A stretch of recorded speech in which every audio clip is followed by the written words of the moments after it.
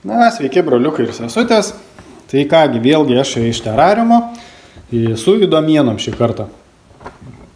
Oi, atsiprašau, ką tik atsigėriau, taip. Nu, va, žodžiu, tai kasgi tokios du įdomienos dabar yra šį kartą iš terariumo. Ogi terariume, žodžiu, atsirado dar labai tokių įdomių įdomienų. Danijoje, žodžiu, atsirado nauja partija, kuriai vadovauja. Kas pagalvojat, jai vadovauja? Galvojat jau turbūt, kad koks ten transgenderis ar dar kažkas. Ne, jau žinokit, čia jau senas lygis, dabar yra naujesnis lygis. Tai partijai vadovauja dirbtinis intelektas.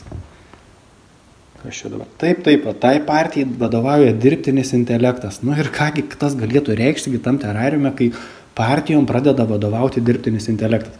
Ogi reiškia tai tik tai vienintelį dalyką, kad vis labiau ir labiau, žodžiu, terariume Nevidonas stumia tą dirbtinį intelektą, kuris neva tai jau, žodžiu, priiminės visokius ten sprendimus ir, aišku, tai sprendimais jau žmonės nebeturės galimybės abejoti, nes jau tas dirbtinis intelektas bus jau super duper protingas, o žmonės visi jau, žodžiu, kvailiai ir durni palyginus su juo ir jau, aišku, stengiasi dabar visur kitur propaguoti, visai kaip tą dirbtinį intelektą propaguoti, visur kur kišti, jis jau, žodžiu, ir žmonės ten gydys, ir vaikus mokys, ir viską darys, o paprasčiausiai, jeigu žiūrint, tai dėl kogi tas Nevidonas tą dirbtinį intelektą kiša.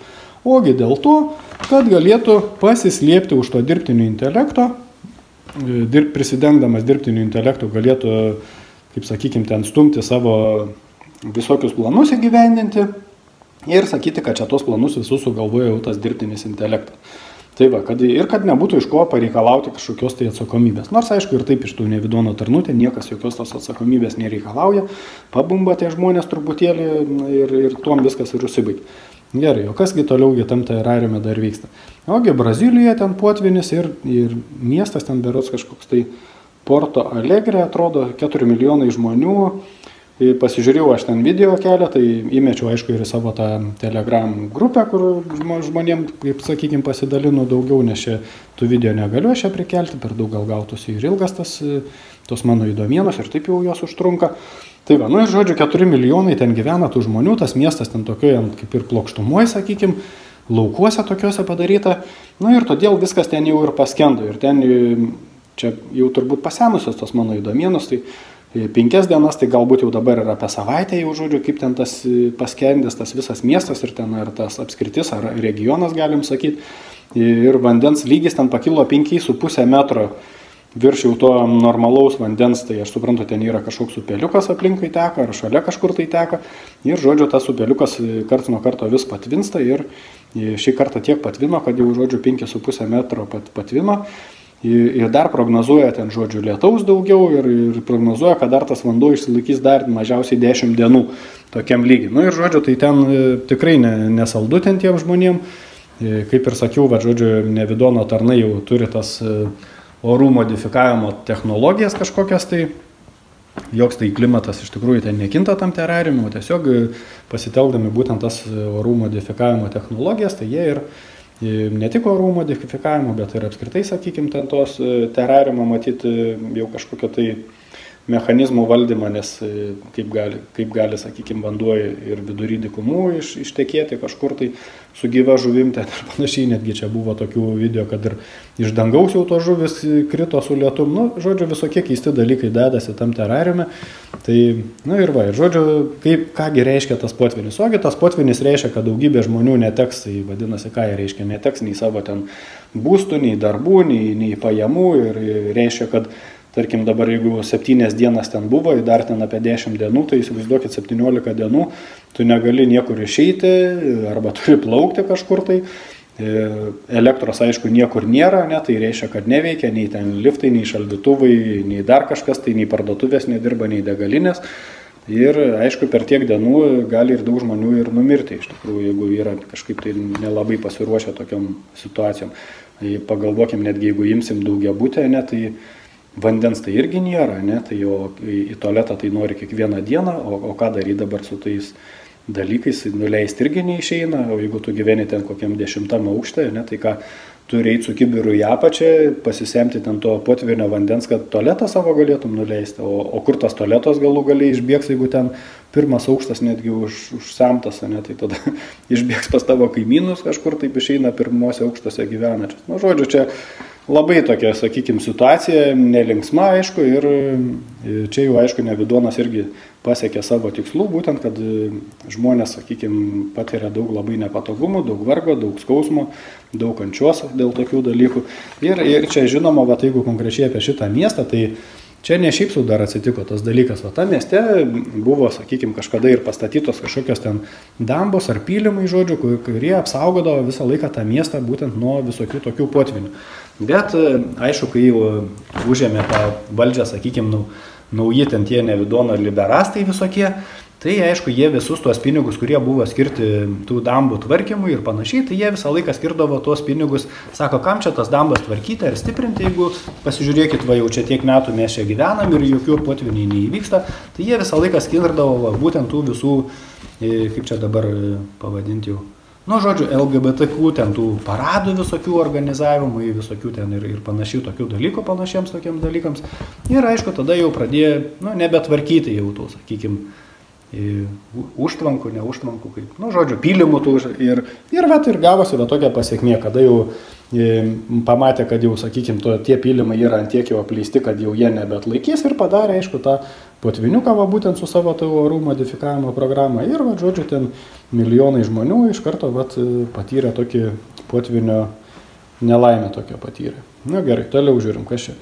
Arizona paskelbė, kad mRNA vakcinos yra biologinis ginklas ir technologinis ginklas. Nu, biologinis tai ale ten pridėta visokių patogenų į tas vakcinas ir taip toliau, ir ten ale tą DNR jau ten keičia. O technologinis dėl to, kad ten yra dar ir nano visokių robotukų pridėta, ir kaip ten save susirenkačių, kur patys susirenka tos dalelės visokios. Ir aišku, gaunasi tada kažkokios ten struktūros, antenos žmogaus kūne ir taip, aišku, panaudojant jau tas 5G antenas ar tos pačius telefonus mobiliuosius, prisminduliuoja tam žmogui visokių signalų į tą kūną ir aišku, tas kūnas pradeda veikti jau nebe taip, kaip reikia. Tai va, tai tokie įdomios tokios naujienos lenda iš Arizonos. Ir aišku, jas uždraudė ten toje Arizonoje visas tas mRNA vakcinas. Kasgi dar toliau tokie įdomaus tam terariume? Žodžiu, Trudeau paskelbė, tas Trudeau tai ten yra irgi vienas didžiausių jau ta Nevidonų numylėtinių, nu keli yra tokie labai pasižymėję terariume, tai va yra Trudeau, yra tas Putinas, aišku, irgi Švabo geriausias mokinys, paskui kas ten yra Ursula, žodžiu, yra irgi Biliuko geriausia draugė ir dar vienas yra ten, ir Australijai, žodžiu, nebeatsimenu kažkurioje ten, ar visoje Australijoje, ir kažkurioje ten valstyje, kur irgi labai jau stipriai, kaip sakant, stumiama tą nevidonišką agendą, ar kaip ją pavadinti, darbotvarkę galim sakyti, nu tiesiog Nevidono planas stipriai gyvendinama. Nu va, tai Trudeau, tai kągi šį kartą tas Trudeau dabar toj Kanadai čia padarė. Žodžiu, Trudeau pasisakė viešai prieš visus kanadiečius ir pasakė, kad, žodžiu, Kanada turi būti saugi vieta zionistams. Nu ir, žodžiu, įdėjau aš ir video į tą telegramą, kaip jis ten pasisakė. Nu ir panašiai, kad, žodžiu, ten ne tai, kad ten žydam paprastiem, bet ypač va tiem zionistam, nu kasgi tie zionistai yra, tai reikėtų turbūt jom nesunkiai susirasti informaciją, yra ten ir tų zionistų protokolai visokie ir panašiai. Na, esmė yra tokia, tai turbūt, kad tie zionistai, nesu aš aišku čia zionistų, gal aš ir klystu, gal neteisingai sakau, bet pagal mano supratimą, tai zionistai yra tie, kurie, žodžiu, laiko visus žmonės, išskyrus jų pačius tuos zionistus, visi kiti žmonės, jie skaitomi yra kaip gyvuliai, tiesiog tik tai žmogaus formos gyvuliai.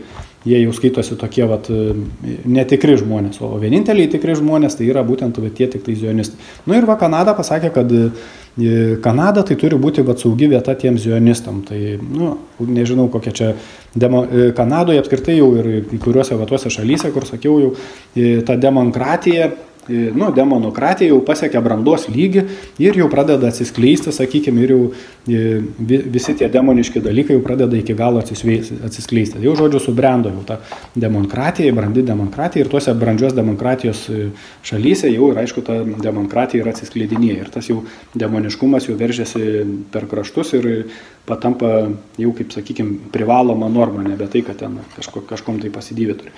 Nu, USA dabar USA. busą, tai žodžiu čia Amerikos administracinė teritorija, ten yra tokia FBI.